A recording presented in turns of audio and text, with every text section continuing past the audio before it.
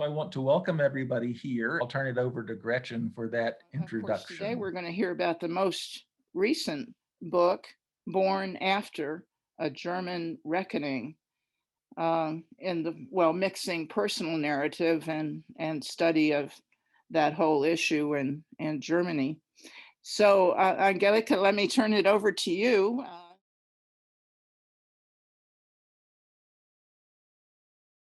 And I thank all of you who gathered again on Zoom to affirm this vital sense of community that we have been able to sustain over this past difficult year. My plan for today is twofold. I'm going to start by talking a little bit about my book. This is the title. I'm going to start a little bit. So again, I'm going to start talking about the book, and then, and specifically what I thought I would talk about there is basically how and why I wrote it. And then I will switch to reading some selections from the book to give you a taste of what the actual book sounds like. One of the difficulties with Zoom is always trying to both look at the people who are listening and look at my notes. So sometimes my eyes are going to go back and forth. I'll do the best I can. So, what do we do with the legacy of a history we didn't choose and didn't even cause, yet for which we're responsible, even though we may not be guilty? This question that shaped my life became the question that I explored in my book, Born After. Born after the fall of the Nazi regime in Germany to German parents who had lived through the Nazi years as adults. When they met in 1940, my mother was 17 and my father was a 27-year-old German soldier. I inherited the legacy of this history from my parents. I felt that legacy as a responsibility without really knowing how I should respond. The question my book explored was therefore not what was that history. Over a lifetime, I had acquired a pretty good sense of what that history was. My question rather was, what did this history mean to me? Structurally, albeit with some critical modifications, the process I followed in writing the book, researching the book, and revising it, I can't even say how many times. I can't count the number of times I went back to it and rewrote and reshuffled the parts. The process was really something that I would liken to what Freud described in his seminal 1914 essay, Remembering, Repeating, and Working Through. It was a process of working through, coming to terms with a history that wouldn't let me go, understanding what its cost had been, not just in general, in world historical terms, but personally, to me and my family, seemed the only way to deal productively with that history.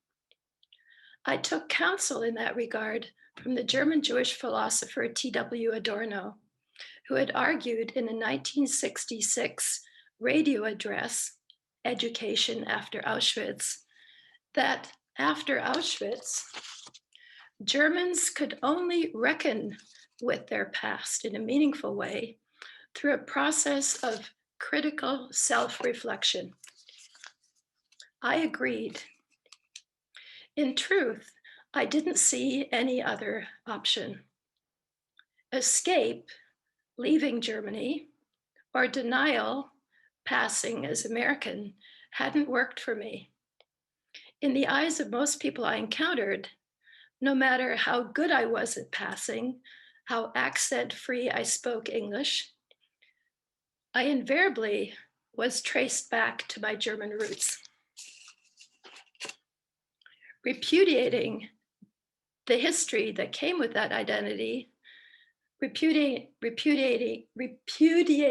the German past, and condemning all those who, as Germans, supported or enabled the Nazi regime, whether actively participating in it or passively accepting it, also didn't work for me. Performing the good German from the safety of historical hindsight seemed disingenuous. How could I presume that I was different, much less better than my forebears? Repudiating all those Germans who hadn't resisted as a they, distinct from my we, felt too self-righteous. Moreover, and this was a fundamental problem, it would also have meant repudiating people I loved, like my parents. So instead of repudiating them, I decided to try to understand them. As the Dutch philosopher of history, Elko Runia, put it in his book, Moved by the Past, coming to terms with the historical trauma is the result of answering the commemorative question, who are we that this could have happened? Thus, to answer my question, what did the legacy of Nazi Germany mean to me? I had to insert myself and my German family into that history. The subtitle of my book, Reckoning with the German Past, gestures toward that history, which is both general and deeply personal.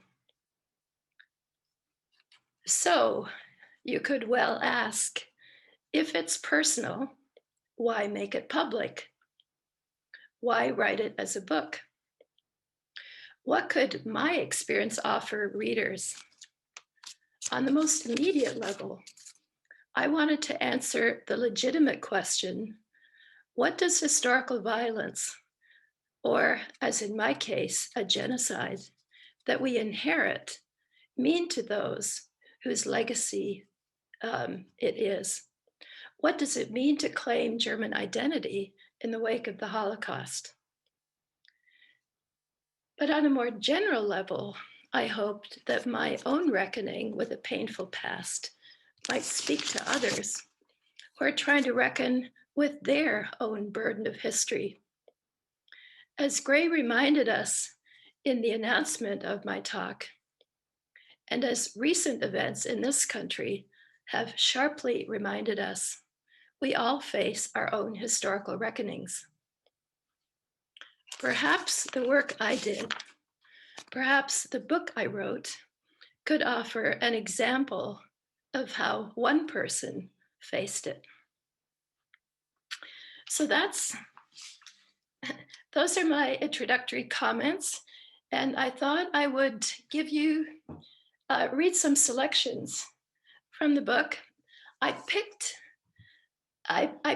three selections that I thought might speak particularly to an academic audience, because the first one has to do with how I did my research, how I got material, how I found some of the initial answers that as a teenager, as a 16-year-old, I was looking for. Why don't I start with that? So the first selection I'm going to read is from a chapter called Ambushed by History. It's from the first part of the book, which I call The Trouble with German. It takes place in the early 1960s. At that point, my father, who worked for the German foreign what's it called in English, Foreign Service, had been posted to West Africa, to Gabon. And during that time, my parents put me and my sister into a German boarding school, a Catholic boarding school, Catholic girls boarding school in southern Germany. And again, I was 16. I'll read from that chapter. During my second year of boarding school, we studied modern Germany from the Napoleonic Wars and Bismarck's founding of the German Reich to World War I and the Weimar Republic. But we had an additional assignment, independent research on a topic we could choose. I chose the Holocaust. Although I didn't call it that, Holocaust wouldn't be the standard term for at least another 15 years. The term I used still carried the baggage of Nazi rhetoric. Final solution, Endlösung, the final solution of the Jewish people, of the Jewish question, was my research topic. I don't remember how I picked that topic or got permission to work on a subject we weren't covering in class. I don't remember how I did the research. What I do remember is what it did to me. Looking back, I wonder where I even found materials. There was no internet, we had no computers. There was printed material, but my resources were limited to a provincial boarding school in a provincial town in southern Germany. And not much would have been available. Research on the history of Nazi Germany and the Holocaust was just beginning, and little had as yet been published. Hannah Arendt's Eichmann in Jerusalem would not appear in German until the following year. And while her Origins of Totalitarianism had been available in German translation for some time by then, it didn't offer the kind of material I needed. Alain René's documentary film about Nazi concentration camps, Night and Fog, had been shown in theaters, but I hadn't seen it. I didn't know that Hans Eisler, who had worked with both Bertolt Brecht and T.W. Adorno, and whose solidarity song I love to belt out on car trips, "Proletarians of the world," I would shout through the open window, "unite and you shall be free." That Eisler had composed the music for Night and Fog, or that Paul Celan had translated the French film script into German. And despite Celan's impact on me when I first read him in 7th grade, and although 6 volumes of his poetry had appeared in the meantime, I hadn't read anything by him beyond Conversation in the Mountains. What I would have known about and had information on were 2 landmark trials taking place around that very time in Israel and West Germany. The Eichmann trial in Jerusalem had just come to an end, and the first Auschwitz trial in Frankfurt was beginning. They marked a turning point in public reckoning with the Nazi past, not just for the issues they raised, but for the intentional public ways in which they raised them. The trial of the man who would be remembered as, quote, the architect of the final solution ended 3 weeks after I started boarding school. On May 29th, 1962, Adolf, son of Karl Adolf Eichmann, as he was officially identified by the Jerusalem District Court that tried his case, was sentenced to death for crimes against the Jewish people, crimes against humanity, and war crimes. 2 days later, at midnight between May 31st and June 1st, 1962, Adolf Eichmann was hanged in Ramlah, Israel, and his ashes were scattered at sea. The following December, my first year of boarding school, another event of similar historical import began in Frankfurt. The first of what were to become a total of 6 Auschwitz trials. It would be the biggest criminal trial in post-war Germany. Although only 22 of the 6,000 to 8,000 people involved in the administration and operation of the Auschwitz camp, from SS members to capos, were tried, the data assembled over the course of the trial was staggering. Over 14,000 testimonies were collected, and the binders of evidence stretched some 20 feet across. When the trial ended on August 19th, 1965, its indictment covered 700 pages. The final verdict was 6 life sentences, 10 sentences of between 3 and 14 years, and 3 acquittals. Both the Eichmann and Auschwitz trials were based on the premise that history and memory are interdependent. For history to have an effect, it must be remembered. And for memories to have public resonance, they must enter history. As Adolf Eichmann famously reminded his military commanders, who worried about the repercussions of the genocide they were about to unleash with the invasion of Poland, quote, "Who still talks today about the Armenian genocide? A history that isn't actively remembered is a history lost." But just as events depend on memory to be preserved in history, experiences depend on history to be preserved in memory. The need to affirm the truth of their experience, what they suffered, what they did, and what they knew, impelled thousands of witnesses to testify in the Eichmann and Auschwitz trials.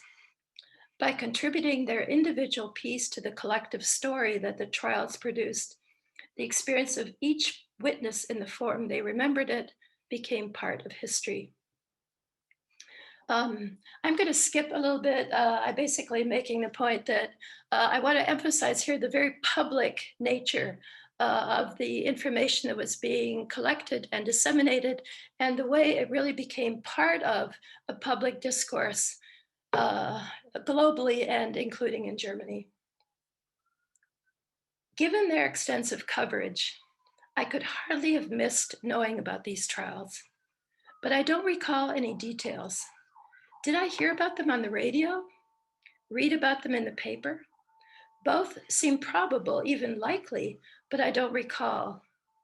Years later, when I read Peter Weiss's drama, The Investigation, based on transcripts of the Auschwitz trial, none of what I read there seemed familiar. I don't recall seeing any part of the trials on television.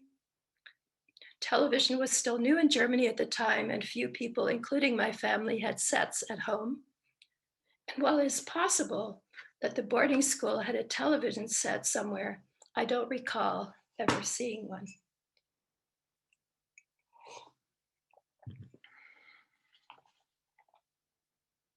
With no archives to draw on, a modest library, and limited access to the information emerging live from the trials, where did I find material for my research project? People would have been the most likely source, people who'd lived through the time I was studying. There was no shortage of what Germans call witnesses to history. At school, there were the nuns and teachers. At home, there were neighbors and friends. There were the members of my own family, grandparents, aunts, and uncles, parents. I could have talked to them and asked them what they knew. In retrospect, such a step seems obvious, but at the time, it didn't seem an option. Silence had become a habit that was hard to break. My access to information was limited, my exposure to news partial, and I couldn't reconstruct, and I can't reconstruct the exact means by which I found material. Yet information about the trials was circulating, and bits and pieces were filtering through to me. Even if Germans weren't sure what to call it yet, a public consciousness and conversation about the Holocaust had started, and I was listening. The clues I gathered were adding up. Toward the end of the school year, I put them together and wrote my paper. Just before Easter, I turned it in. It wasn't the kind of paper I'd been taught to write in school, with a thesis, an argument, and a conclusion that resolved the issue. I had no thesis. I had no argument. There was no conclusion. What I had were facts, pages and pages of facts I'd collected and put together. I had dates and the names of places, many of which I'd never before even heard of. Dachau, Stutthof, Bergen-Belsen, Auschwitz, Theresienstadt, Majdanek, Treblinka. To these dates and names of places, I had added numbers. Dachau, 41,500 murdered. Stutthof, 85,000 dead. Bergen-Belsen, 52,000 murdered, 70,000 dead. Auschwitz, 1.1 million dead. Theresienstadt, Majdanek, Treblinka, 1.14 million dead. I tried to embed the facts in explanation using the tools of analysis I had learned, but my attempts to make sense of it all had foundered. I didn't have any explanation, just a numbing, staggering, horrifying list of facts. My problem was how to write this paper, what form to use, what kind of voice or style was appropriate. Beyond the facts, what was there to say?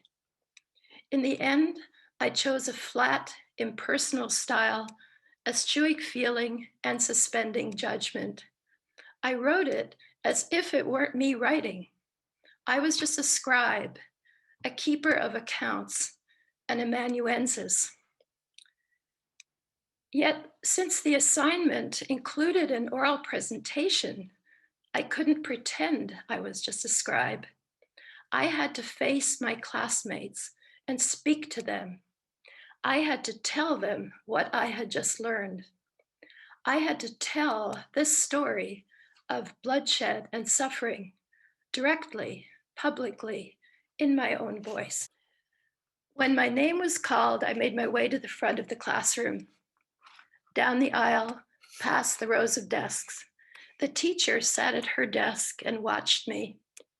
I remember thinking in passing how old she looked, with her lumpy body, shapeless sweater, and gray hair, but it didn't occur to me to connect her age to my research topic, to the fact that 20 years earlier, when the final solution of the Jewish question was decided in a secret meeting outside Berlin in the town of Wannsee, she was a German citizen in Nazi Germany. In January 1942, at the time of the Wannsee conference, my teacher was an adult. She would have had access to information. I didn't think this consciously. It was an unease I felt. I reached the front of the room, faced my classmates, and started reading. The final solution of the Jewish question, I began. I read the first paragraph stiffly and mechanically, as you do when you know the words, but don't quite get what the words are saying. But I read on, word following word, like knots in a rope across an abyss. I held on tight. I didn't look down. I didn't falter. I just kept going. I still see in my mind's eye what the sheets I was reading from looked like. Blue ink on white paper, a small crabbed script covering the entire page. I'd spared no line, I'd left no margins. There was no space anywhere on the page to rest or breathe. I held the sheets in both hands and kept reading. Words followed words. I read the dates and the names of places. I read the numbers. I read without looking up, my eyes on the page in front of me. My mouth went dry and my voice got raspy, but I didn't stop to take a break or clear my throat. I just kept reading. My classmates and teacher were silent. I read on into the silence as long as I could, until finally it got so thick it choked me. A lifetime later, I returned to that room in my memory. I am that girl again, reading about the final solution to her silent classmates. Her hands have started shaking, and her blouse is spotting dark with sweat. Her face is burning. She finally stops reading and looks at her classmates. They sit there, looking back at her. We are immersed in an immensity of silence. She feels her body shaking. It is a shaking that in some ways never stopped. If someone had asked me at the time what these facts I'd gathered meant, what these numbers and dates and place names had to do with me, I don't know what I would have answered. What did they have to do with me? Strictly speaking, nothing. I was born after Auschwitz, to use Adorno's phrase, after the terrible times, as post-war Germans often like to put it. Yet I later realized, and even at the time must have dimly known, that the numbers and dates and names of places I'd uncovered had everything to do with me. From the time of my first breath, they were in the air. They were the ground I walked on. At the end of that year, I got the top grade in my class for history. Excellent, my report said. Sehr gut. I got the same grade on my paper. Sehr gut. That's all my teacher wrote.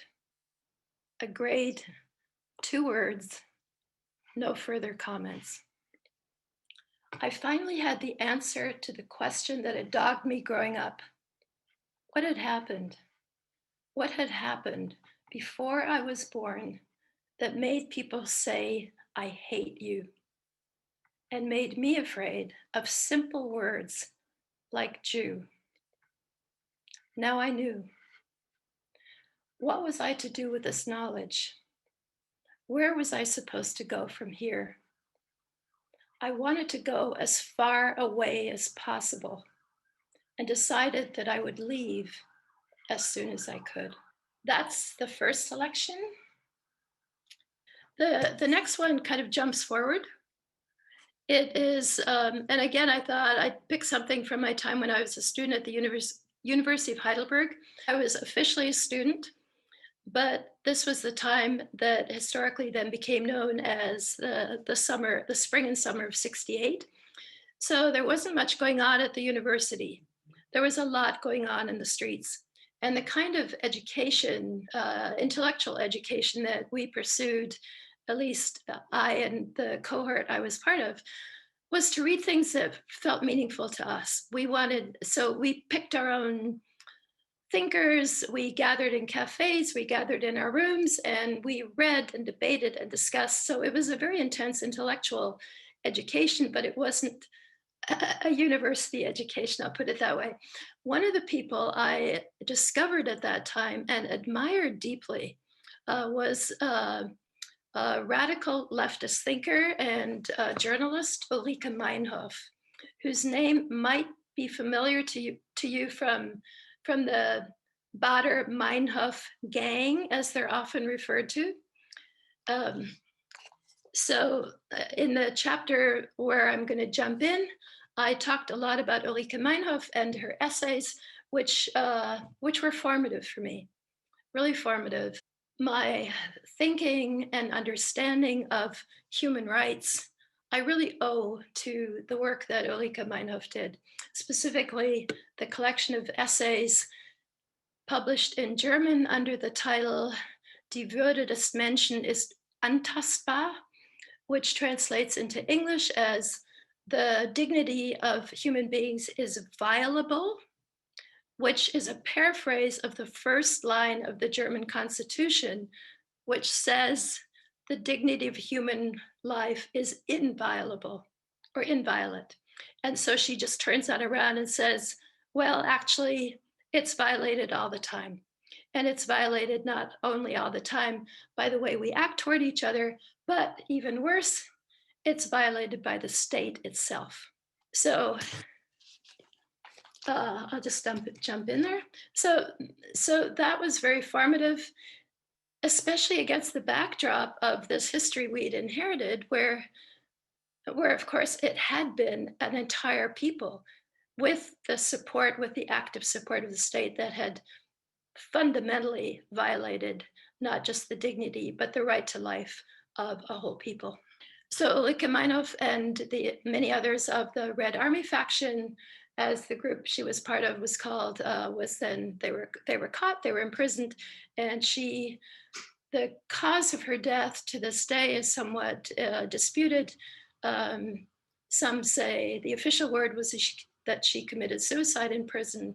Others, of course, think that she was murdered. That's where I'm going to jump in. By the time Meinhof died, I'd been living in the United States for 7 years. I'd moved from Indiana to Texas, to Tennessee, to Wisconsin, earned a master's degree in French, and was working toward a PhD in comparative literature.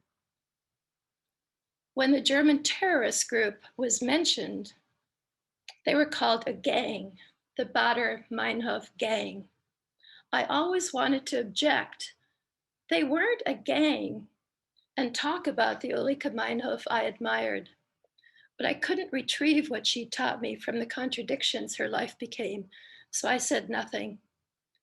I often wish that I'd at least said something.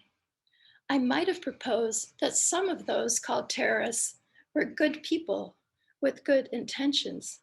This now, in the wake of Trump, sounds awful, but maybe what I go on to say will put it into a different perspective.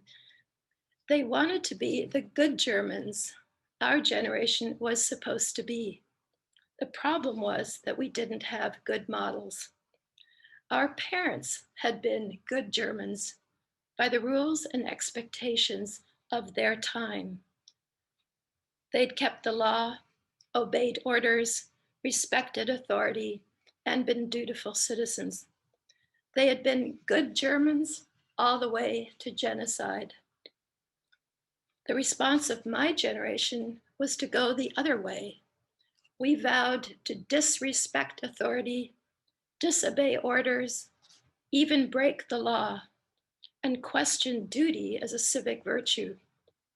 In the Nazi order, good Germans watched neighbors, colleagues, friends, and relatives deported, exiled, and even put to death, while they looked away and busied themselves elsewhere.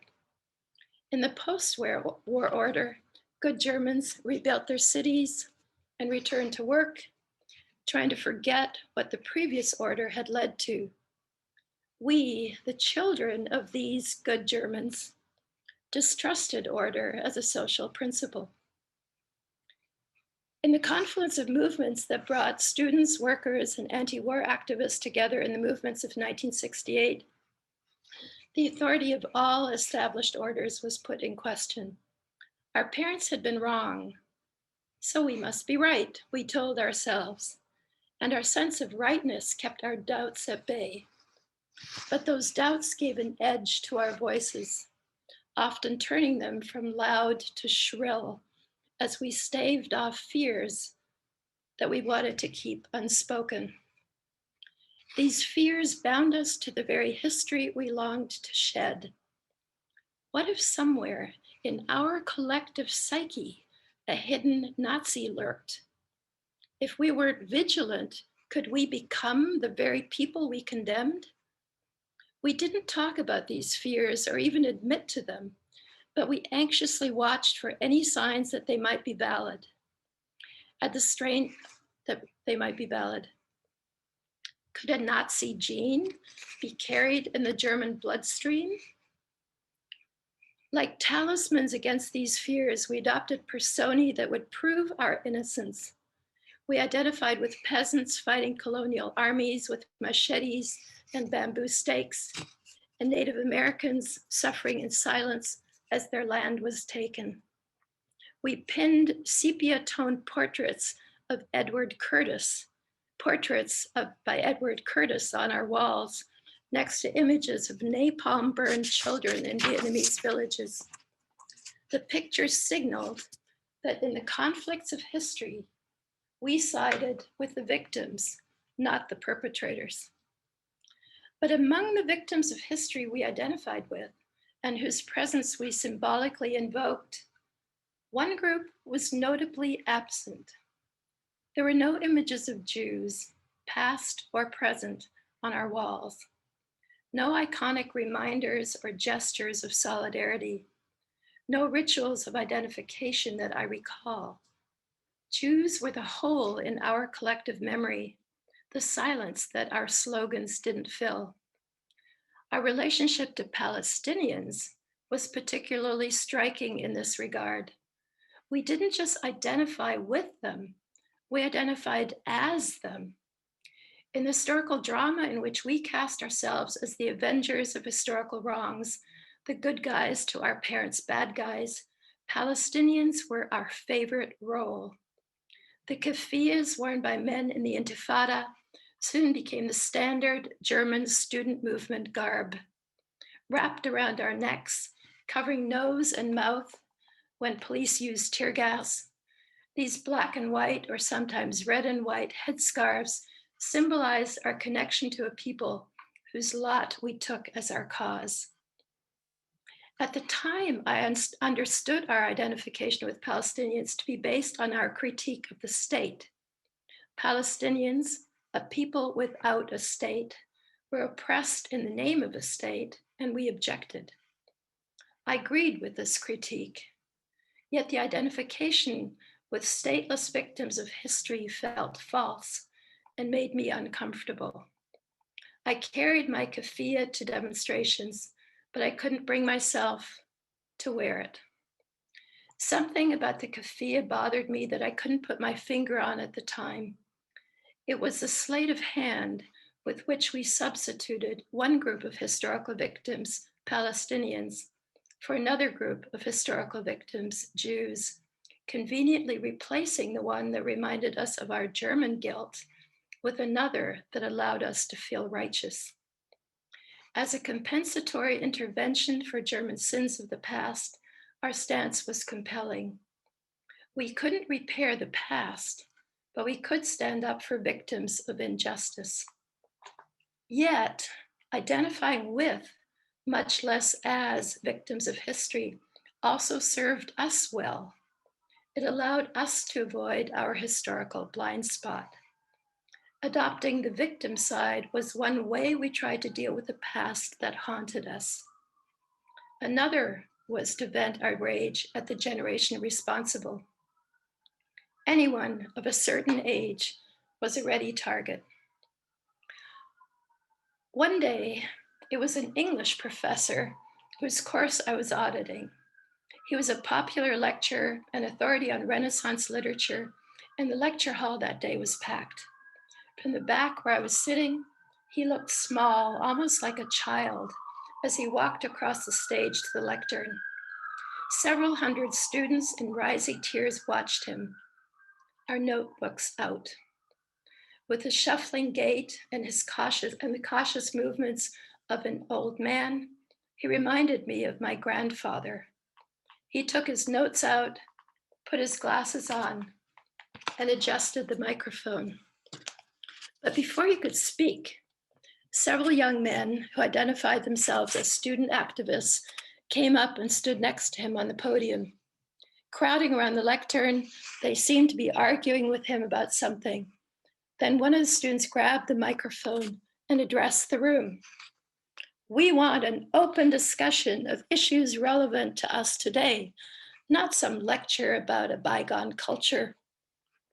But the professor didn't relinquish the microphone. Whether he was stubborn or afraid or just needed to hold on to something, he clung to it, even as the students who'd been crowding around him started shouting and pushed him aside. He was still clutching it when the lectern fell over. Then he fell himself. I saw it like a scene in slow motion, his glasses sliding off his face, his free arm flailing, his lecture notes scattering, his hand finally letting go of the mic. I felt the shock of his body crumbling as he hit the floor. For a moment, there was absolute silence as an old man with thinning hair lay on the ground. I remember his hand groping for his glasses. Then he got up and left the room, walking stiffly, leaving his notes strewn across the floor. Several hundred students sat in silence and watched him. I was one of them. I thought of leaving Germany off and on for the past few weeks, but hadn't progressed beyond a vague intention. But that day at the university, when I watched an old man pushed and fall while a room full of people did nothing, something broke for me. Perhaps it was the illusion that the post-war generation was inherently different from the one before, that we would redeem ourselves from the sin of Nazism and be better people. Perhaps it was the belief that we were creating a new Germany in which the dignity of each human being was inviolate. This wasn't the kind of Germany I saw that day. It was around then that my plans to leave became definite. A few weeks before I left, I had an argument with a fellow student, a member of the Maoist Red Cell. The argument was about Joan Baez and why I liked her music.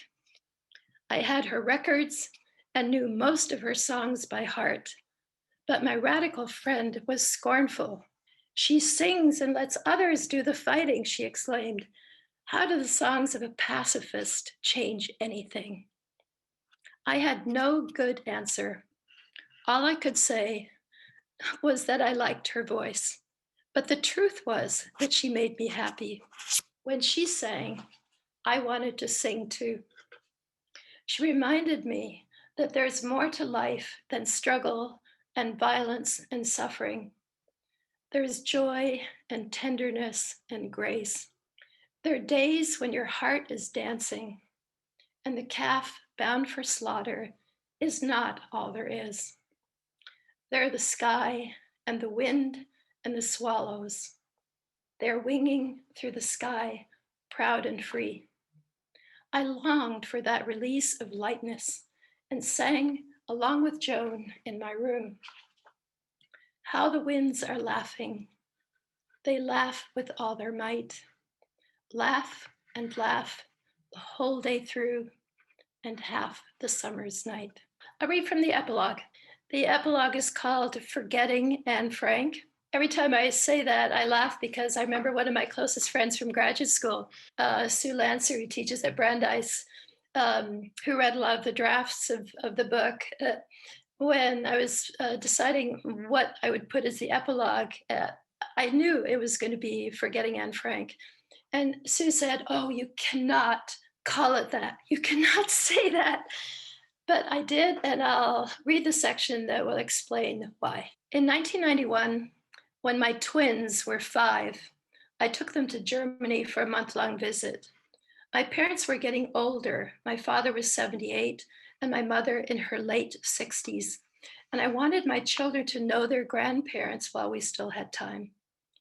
In the past, I'd flown to Frankfurt and gone directly to Bonn from the airport, but this time we flew to Amsterdam first.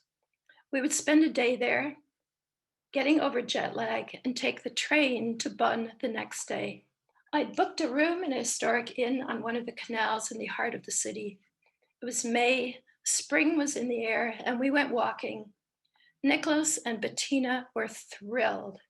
They loved the tall, skinny colored buildings, the canals where they expected streets, and the houseboats with cats and geranium flower pots.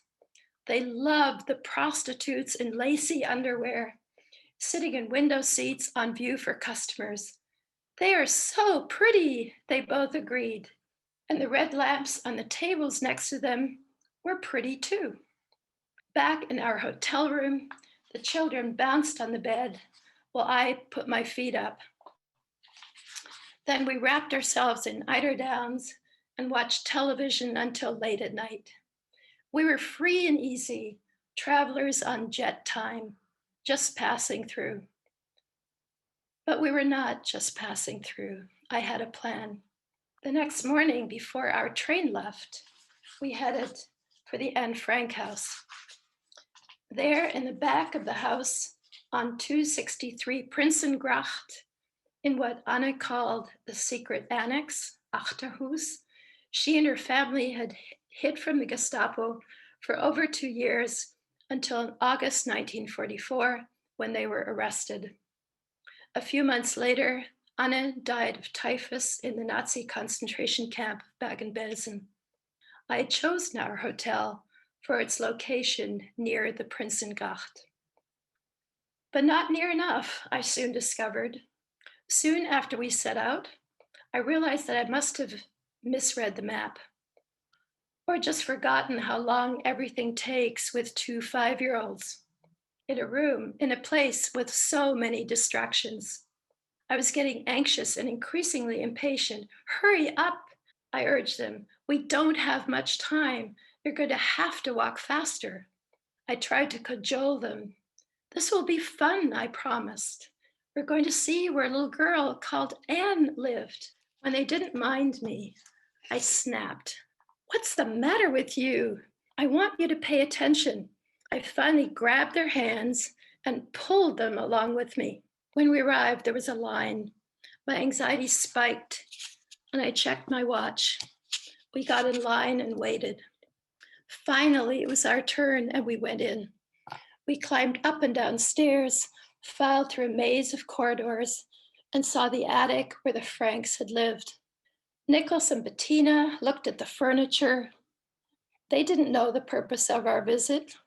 What could they see from the windows, they wondered. Nothing, they concluded when I held them up. Just sky and the tops of buildings. I checked my watch again. It was time to go. But I wasn't done yet.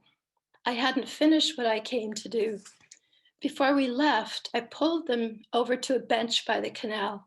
The breeze was chilly, and I squatted to button their coats up. You must remember this, Bettina and Nicholas, I said as I grasped their hands. You must remember Anne Frank. Her story is part of your history. The weight of the lesson I wanted to teach them made my voice sound harsh. I tried to soften it by adding, she was just a child. But instead of softening, my voice cracked. My children looked at me. They were silent. I held their gaze. She was just a child, I repeated, at a loss for words. My throat tightened, and I tried to swallow. Like my two precious ones right here, I rallied and folded them into a hug. They squirmed to free themselves, their giggles telling me that they weren't worried. Whatever was troubling me was not their problem. Then, holding hands, we ran to the hotel, grabbed our luggage, and took a cab to the central station. Years later, when my children were in middle school, the Diary of Anne Frank was required reading. I reminded them of their visit to the Anne Frank house when they were 5. They looked at me blankly. They couldn't possibly have forgotten. I tried to jog their memory. Remember how we ran along the canals? How I lifted you up to look out of the attic windows? How I told you not to forget Anne Frank? But they didn't remember, and my evident dismay didn't faze them. They laughed. Don't look so worried, Mommy. It's no big deal. We've just forgotten. Bettina patted my arm as if I were the child and she the reassuring grown-up. It was long ago. We were just children. I felt frustrated and confused and angry, as if they had cheated me somehow. I felt defeated. What was important to me hadn't registered with them. And so the problem of the past that my parents and I faced had become a problem for me and my children. The dilemma had come full circle. What do we do with the legacy of the past when we have the history of our own time to deal with? Carrying the past forward is easier to say than do. We can't always find the words or the right words. And sometimes, even if and when we have the words, those we're speaking to aren't able to hear them.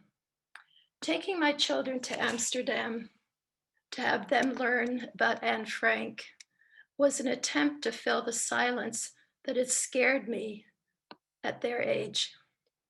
I wanted to give them the explanation I had looked for when I was 5, an answer to the question, why do people hate me before they even know who I am? But that was my question. It was not my children's. I'd given them an answer to a question they didn't have. I think I'll leave it at that. That way we still have half an hour. Thank you so much, Angelica. And now, those of you who would like to ask a question or make a comment, please raise your hand and you'll be recognized. And remind everyone that the hand can be in one of two places or not exist. If you've updated, it will be under the reactions button of your screen. If you have a somewhat older version, it may be at the blue hand at the bottom of the participants list. And if you can't find it either way, you can send me a chat or something and we'll recognize you. But in the meantime, I see Rosemary has her hand up. Angelica, hello, my friend. This was very, very meaningful and touching. And there's so many different words that come to mind. I can't express any of them. Of course, we had the honor of working together for a number of years in a writing group when you were working on this material. And when you mentioned early on that your process had been one of shuffling, rethinking, writing, revising, reshuffled, I saw that in, right before my eyes. And even the name itself was a name that you went back and forth on, many different questions. The part that we spent the most time on then had to do directly with your parents, which was also very deep and complex and emotional. But the part that I didn't know before, or I didn't remember reading before, was the part where you're a student at, students in two different places, and how you were encountering these questions then as you more recently, I mean, no doubt encountered them throughout your life, but more recently encountered in this book very, very directly. And so my question is, now that both you have really completed the work in such a deep and important way, how do you feel about all of those years of thinking, rethinking, reshuffling as part of your process? I say that because I ask that question because I feel that that's what most of us do in terms of memories, first of all, which is so central to your work, and also in terms of any kind of writing, research, scholarly work, creative work, is how we know, when what we have been struggling with comes to its full and form, as your work has done, and that it has all of these parts to it.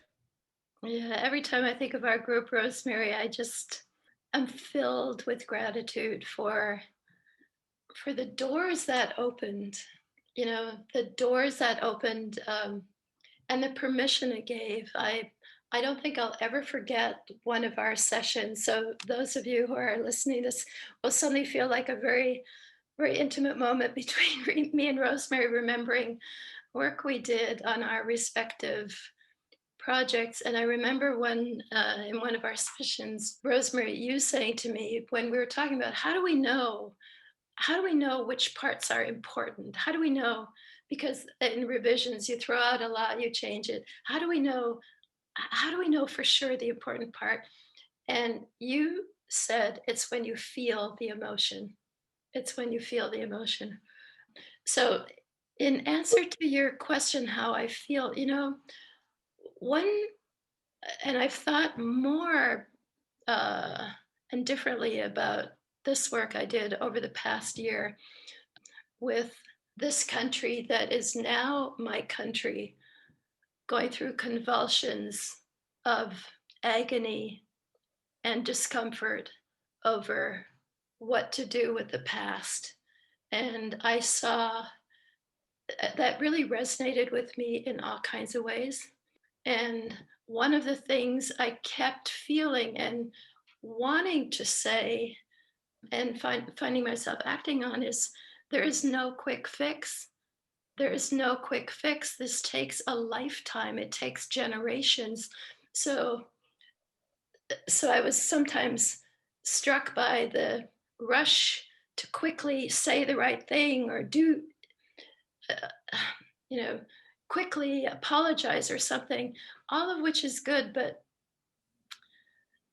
it takes a long time. And so part of my answer to your question is that the process of remembering is one thing, but the lesson that I took really to heart, again from the template that Freud offered, was that it's work. It's work. And memory work and morning work, which he kind of equated, the emphasis is always on work. So going back over things, rethinking, what do I really know? What do I really, if I really feel this? Is this really what I feel? Um, is this the right word to say what it is that I recall at the time? Is this, um, so looking back on it, on the many, many years that I spent on this, sometimes I think, my whole life, instead of feeling what as academics we often are um, prone to feel, which is, oh my God, it took me so long to do this, I feel grateful and content that I had the time to do it, that I took the time to do it. And that time was necessary.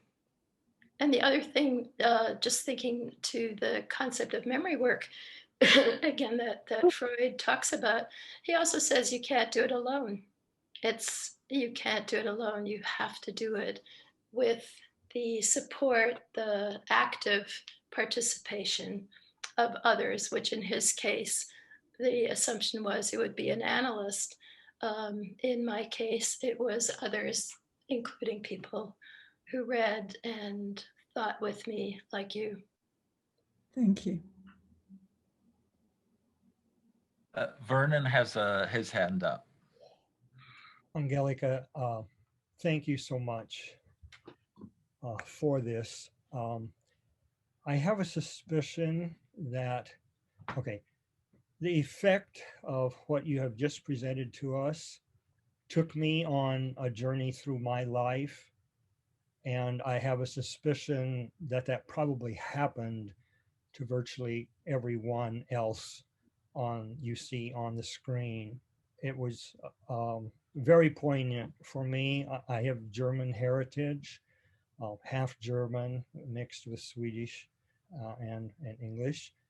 And in college, in German class, it was Anne Frank's Das Tagebuch. That was one of the major things we read.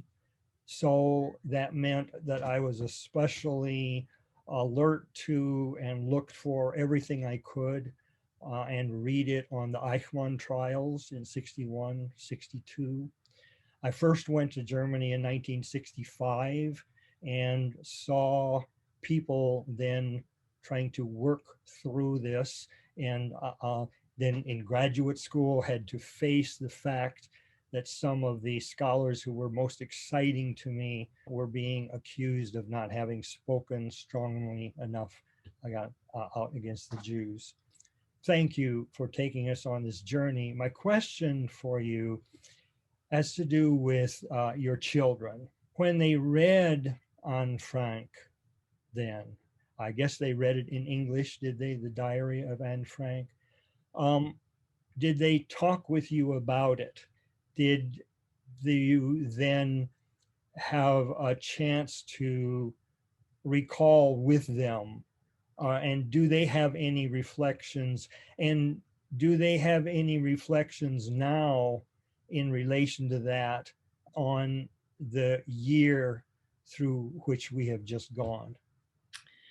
Well, Vernon, what I've learned with my children who are twins, who grew up with the same parents, the same exposure, the same grandparents, to become very different people. which has also made me aware of the fact that no matter what kind of information we present, what kind of good arguments we present, each individual, and I kind of go with Hannah Arendt on this one, we can't predict the outcome of our good intentions because each person is different and will do something different with it. So to give a specific answer to your question, back then when they read and Frank, so this was in Atlanta, they were both in school in Atlanta. Bettina was at Galloway, Nicholas was at Westminster. They both were called Nazis by classmates. Bettina came home from school having had this happen. She was incensed. She said, "This is outrageous."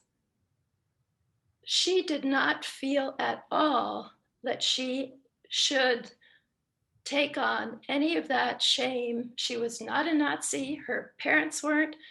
She rejected it. She wanted to speak to people at the school and make this clear. That was her reaction. We found out months later that Nicholas at Westminster had also been called a Nazi. He was so ashamed and internalized it so deeply that he could not speak about it. He confided to his twin sister, told her not to tell his mother. So I didn't learn about it at the time. Fast forward to today, both my children are lawyers. Bettina, who felt no guilt at the time, works for a corporate law firm. Nicholas, who internalized the guilt and the responsibility so deeply he could barely speak about it, he works as a public interest lawyer in Manhattan. So there you go. Part of an answer. Thank you. Brenda has her hand up.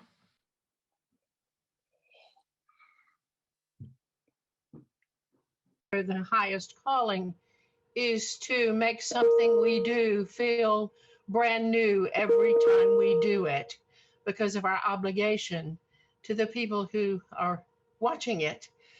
And I was astounded by Rosemary's comments about the heavy work you had done on this and the time you spent. And because for me today, this was so moving and it was newly minted. It felt as if every word you said was coming directly for the very first time from your deepest heart and your deepest mind. And I am so moved and grateful to have been present to hear you today. Thank you. What a compliment and what an honor. Thank you, Brenda. And Angelica Pohl has her hand up. There were many echoes for me, not the least of which is that when I hear someone say Angelica in this world, they always mean me. So it's very unusual that they mean another Angelica. But more seriously, I, of course, also come from Germany, although I grew up in Austria. But your account moved me literally to tears. Thank you for finding a way to address this incredibly difficult topic of how we deal with our heritage. And I have to say, my story has a different angle. My father was a Jew, and my earliest memories being born in World War II are of fleeing from one place to another. But being in America, very often I'm self-conscious that I'm German because I can just feel or even sometimes hear a prejudice on the part of people that I must be guilty of the Holocaust. And, you know, when it's appropriate, I try to explain, no, my family was a victim. Fortunately, we survived, but some relatives certainly did not. So I want mainly to thank you. This was enormously moving and enriching for me. I am also I am writing a memoir, and I learned a lot from your discussion and Rosemary's comments about the process and how you know what to leave in and what to leave out. And so mainly I want to just say thank you so much. This was very moving and enlightening to me. Thank you, Angelica. Thank you, Angelica. I'll just say one thing about the process of writing. Apart from the writing group that included Rosemary and Laurie Patton, who many of you will know and remember, apart from the feedback I got there, the most valuable and grounding part of the process of writing and rethinking was having people, very few people who I trust on a deep emotional level to be honest with me, have them read it and speak out of that honesty that comes with knowing someone deeply and loving them. And in my case, that turned out to be my son. So I would give him things to read, and sometimes read them out loud to him. And the feedback I got, and this may or may not be helpful for you in the process, but sometimes he would say, "Mommy, that's not what you really feel, is it?" And he was almost always right. Yeah. And so I found that getting the emotional honesty, having that, because the facts, we can do research. I mean, we know how to do that kind of stuff.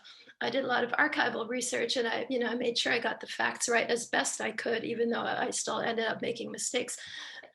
But we're not well trained in giving each other holding one another accountable for the truth of our emotional position.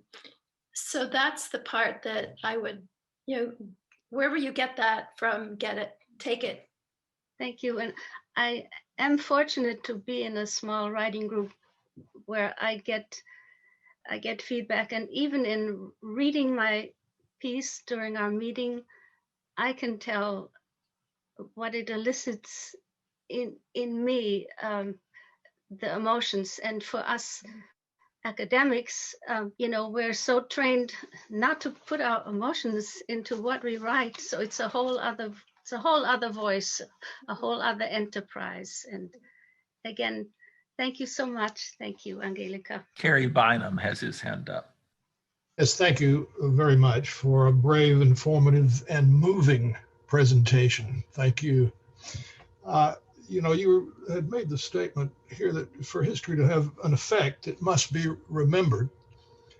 And I think that for us, where that really came home in a very dramatic way and all-absorbing way was a visit to Auschwitz.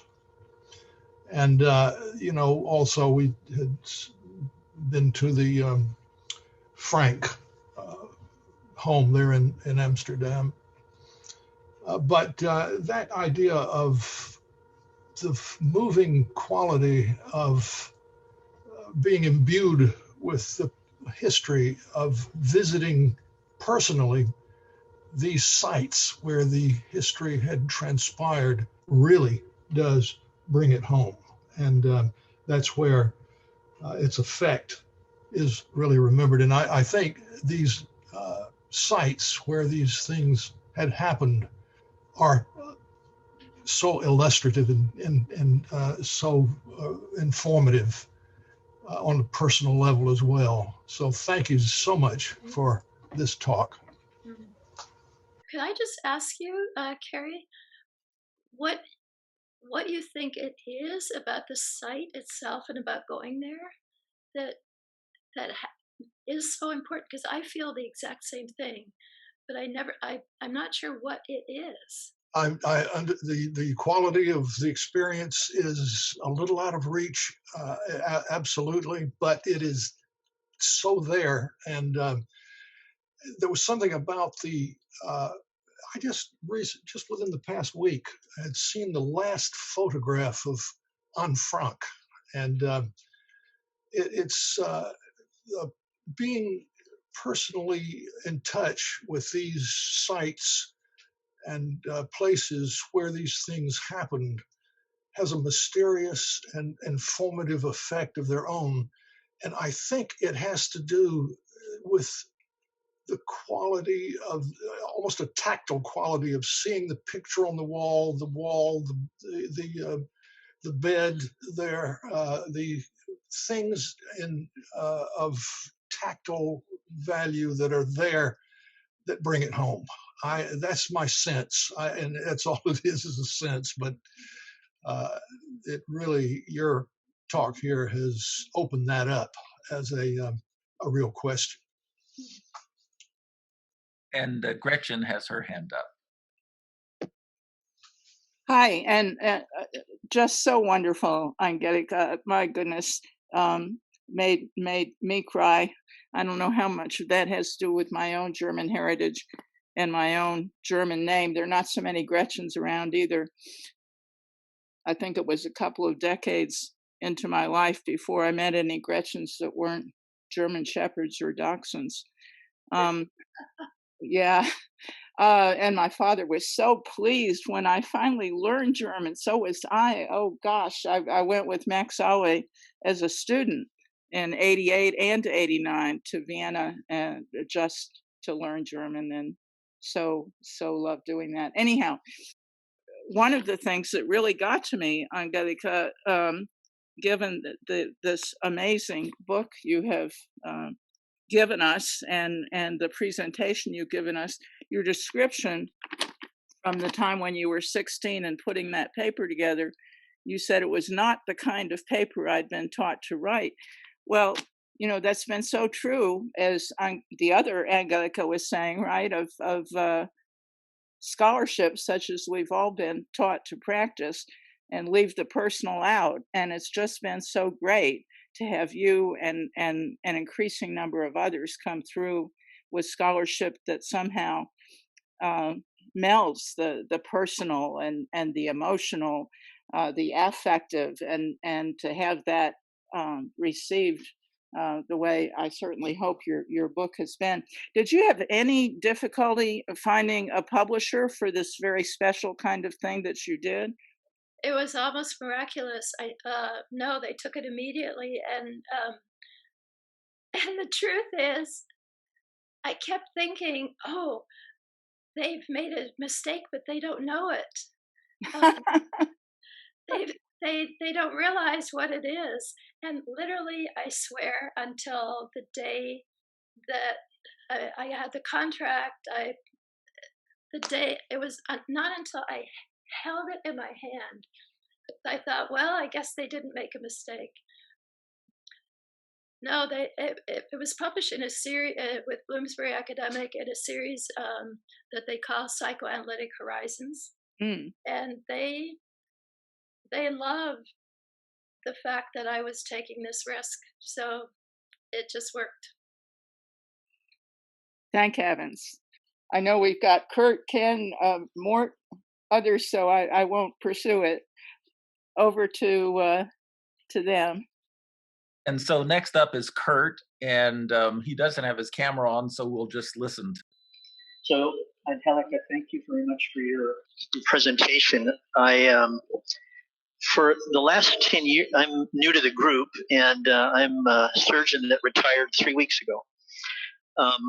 About 10 years ago at Children's, we began a peer support program that helped doctors and nurses recover from their feeling of loss when they had done their best and their patient died, or they'd made a mistake, or some other challenging aspect.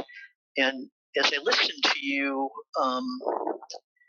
talk about this, it seemed that somewhere in there is an invitation to heal and create understanding, create purpose and mission from the grief and shame that you suggested.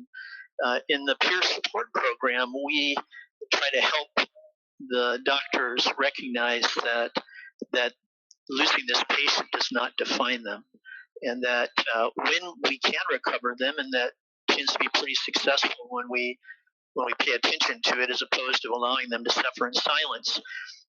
they become real gladiators for patient safety and quality. And we're able to recover this wonderful doctor and help them continue to provide care and good care for patients. That's my first question, is there a similar movement in the German heritage community? And then the second question I have is, for about a year I've been involved in a family history project. We write stories about our ancestors that allow our children to have a sense of identity, service, and gratitude. And I've written vignettes about my parents and in-laws that would help my children understand them and celebrate the good things that they did.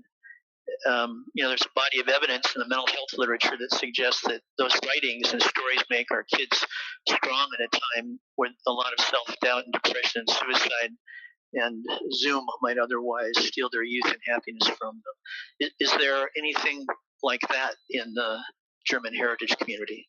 Thanks again for your wonderful presentation. Thank you, Kurt. I don't know whether there's something like that in the German heritage community. I just don't know. What I do know about, you probably know about this too, the narrative medicine dimension of Columbia's medical school. So I've met and talked quite a bit with Rita Charon, who kind of started that program at Columbia, where they work with medical people involved in the care of patients, all the way from doctors to nurses to staff, learning not necessarily to tell personal stories, but learning through reading and talking about literary texts, poetry, sometimes stories, sometimes writing their own, what it means to speak about feelings and experiences that are painful to express and acknowledge, and what it means to listen to those who have attempted to do that. So it's a matter of it's a very intentional attempt to teach people to put things into words that will presumably then help resolve the residual pain or shame or trauma of that experience, and to listen, which is another part of the healing process, to others as they do that. So that, I think, is, that's one program I'm very familiar with. In terms of the heritage community, I'm just not sure. I'm sorry, can you hear me? Yep.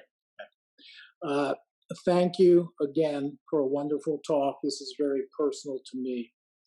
The question I had was, I didn't hear you mention anything about your conversations with your parents regarding this topic. And I was just curious what those conversations were like, how it informed you, and how it may have affected your thinking about this whole issue. That's actually the bulk of the book, I would say. So I can only give you a very short answer to that, Ken, but your question gets to the very heart of the process. So one chapter called Walking to Buchenwald is a chapter in which I describe going to Buchenwald with my mother, visiting the camp, and my feeling of being so overwhelmed by what I experienced there, not knowing how to talk to her, angry at her for leaving me with this thing. Going back to the hotel room that night, my mother suggesting that we talk, and my just rejecting her completely. And a year later, she died. We never spoke.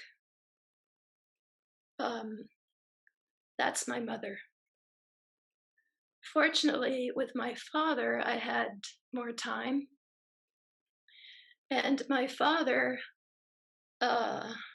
was willing to accompany me on part of this journey and talk with me, listen. I was able to ask questions. He answered as best he could. And a lot of times he was unwilling or unable. I don't know the difference really between unwilling and unable, just to continue on with my questions. But I registered the moments, I registered at how far we could get, and when he just fell silent. And I figured as far as he was able to go with me, I was grateful, and the rest of the work I had to do myself. So it was very different with both of my parents. And yeah,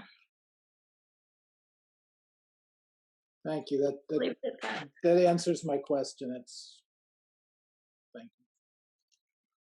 And Mort has his hand up, had his hand up, and I assume that you still want to talk, Mort. I was a soldier in World War II. I landed on D-Day, and to this day, as I talk to various groups, I say that was the beginning of the end of Nazism in Europe.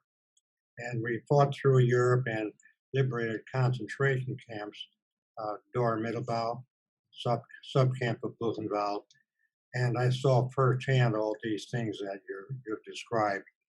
And the difficulties of this whole experience to me was such that I couldn't talk about it at all for 50 years after leaving the military. But today I do, because we have to teach this history. A question that I have, is it true that forgetting things of this type seems to be very easy to do? Remembering the details become far more difficult. At least that's what took place with me.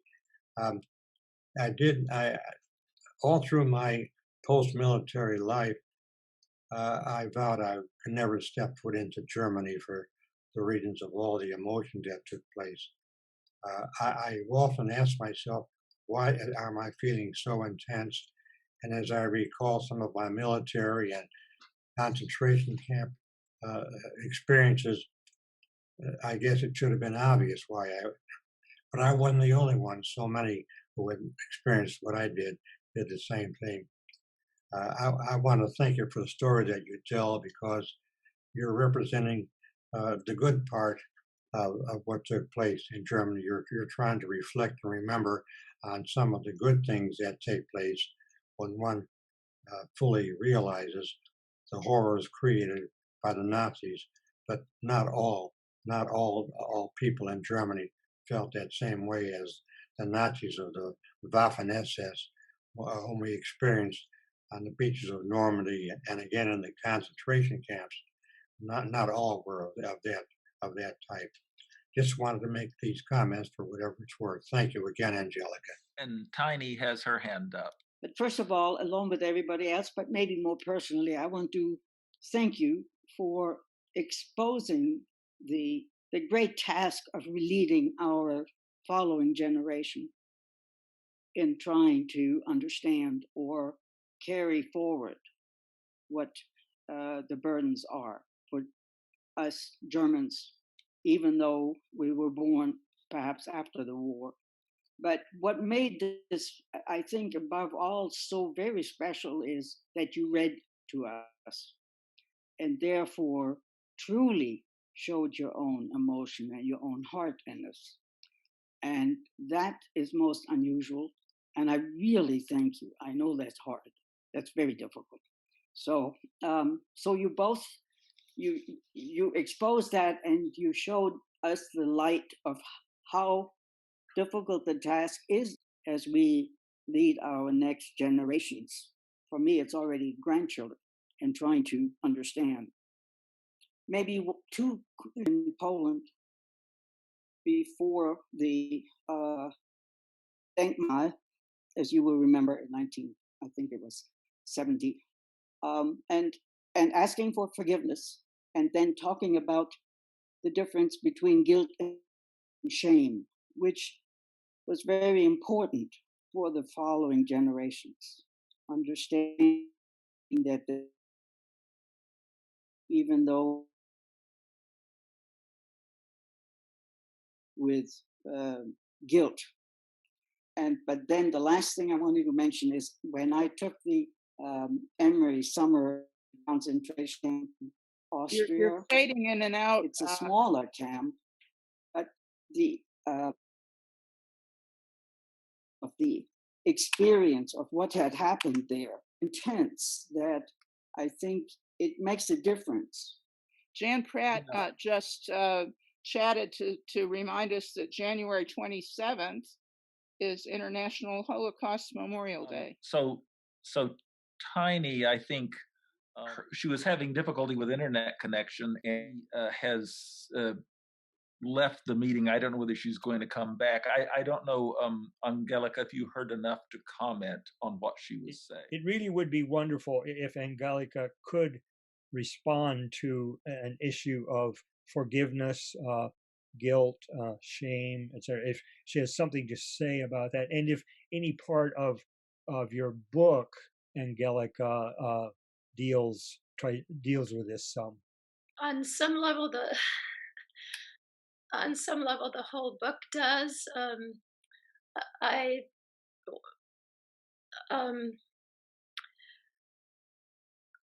have so many thoughts about that, and I'll try to stay very focused.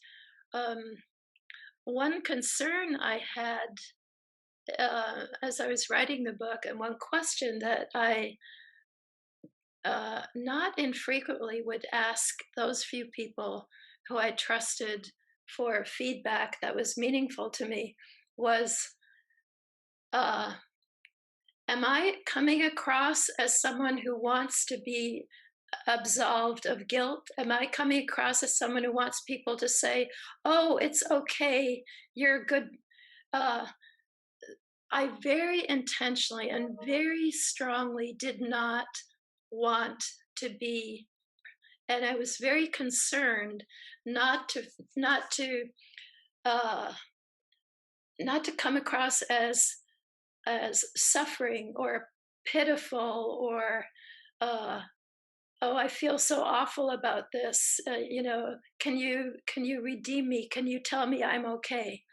I felt that was actually that was my one concern.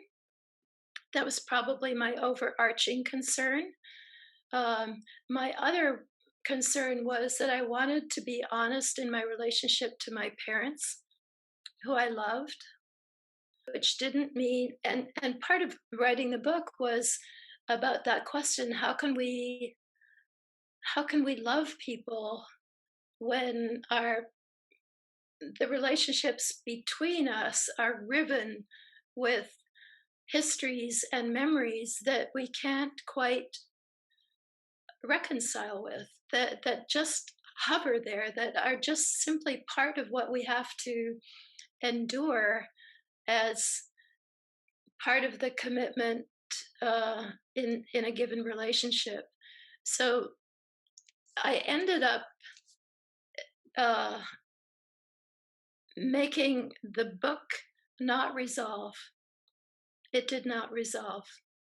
There was no, just like in that paper that I wrote when I was 16, I couldn't and didn't want to make it resolve.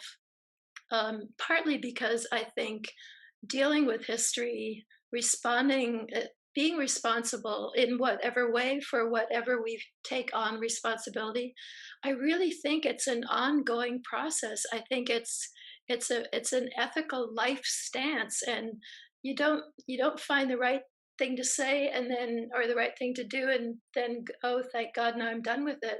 I really think it's an ongoing process. And so in that respect, guilt is really not very useful. I mean, that's a famous quote by Audre Lorde, famously said, guilt is not a useful emotion, and I couldn't agree more with her. Shame is a different thing. Shame is very hard to live with because with shame, you're always wanting to hide. And so both guilt and shame are ultimately kind of crippling in different ways. And that I find ultimately more helpful in terms of action is just trying to respond, which means listening and trying to trying to tell the truth. But shame keeps you open to that listening and that Yeah. trying to, and in that sense, I think it is enduring and transferable to our following generations. And I think that's very important, that shame writ large is ongoing, or wiped away or forgiven totally. Uh-huh. I think that's what I thought why this move to bring out shame as a national burden was so important at the time. Mm-hmm. But anyway, thank you again, Angelica, for being right in our faces with this and so honest and open. And I think the written word stays, but a presentation like this has a different staying power. Thank you. So I want to thank you very much, Angelica, for just an amazing program. And clearly it has meant so much to all of us. And now I don't see any more hands up. So what I would say is that people are welcome to stay around, unmute themselves. If you want to chat with Angelica, as long as she's here, you're welcome to do that. And I look forward to seeing everyone next week. This is Gretchen. I'd just say something I think most of us have more or less expressed in our comments so far. I've been scheduling speakers now 10 years, I guess, Angelica, and I think this may be the most meaningful program we've ever had. I'm going to cry. And so it's going to be well worth thinking about all this as we move on in this country, trying to deal with what's happened here recently.